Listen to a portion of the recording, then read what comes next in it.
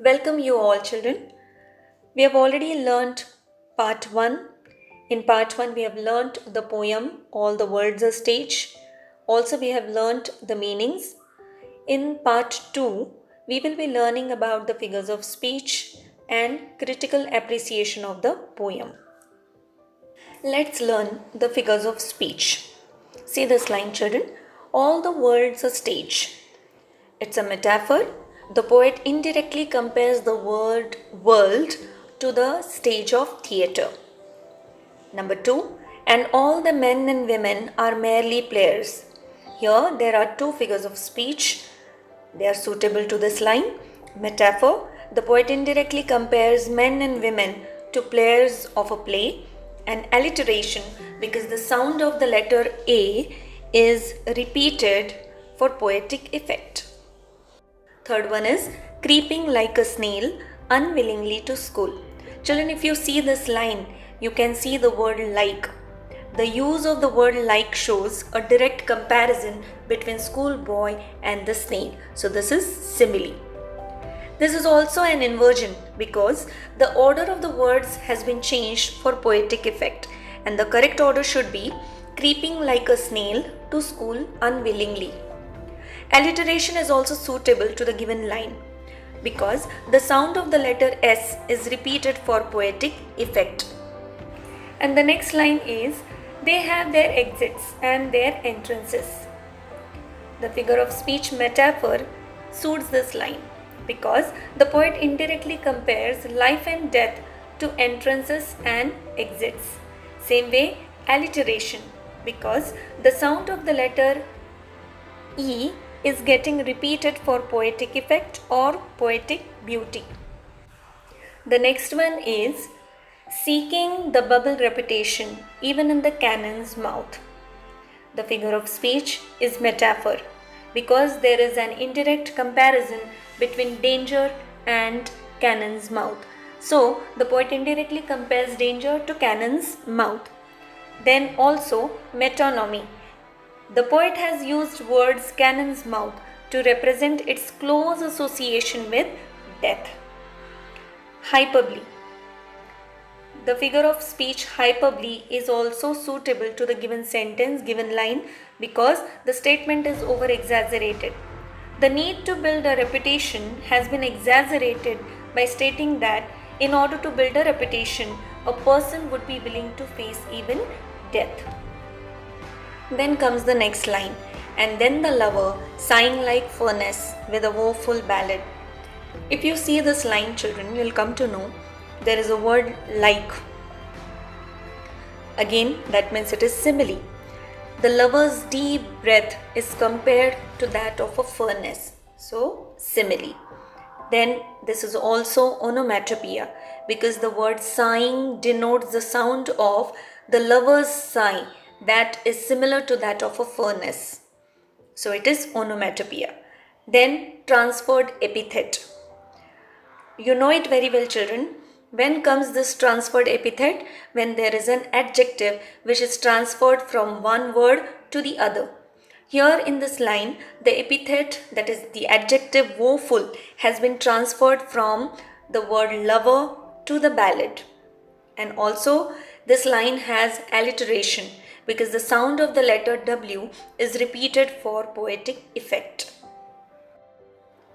There are some probable questions that can be asked about this poem.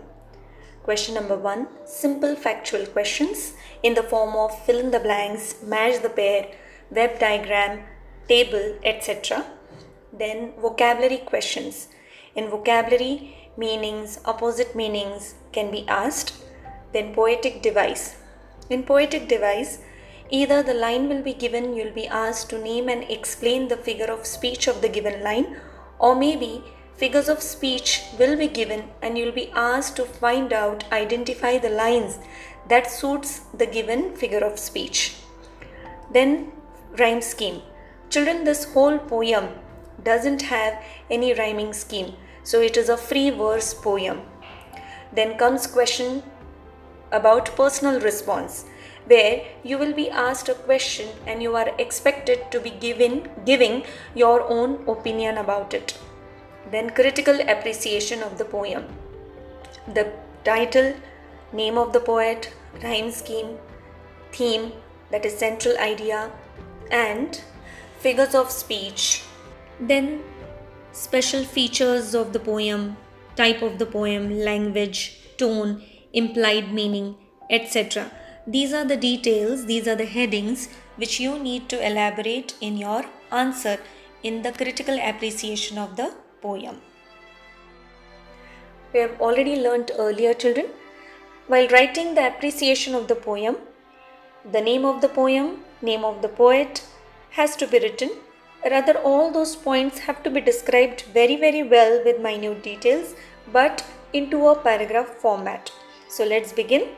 The poem titled All the World's a Stage has been written by the famous English poet and playwright William Shakespeare.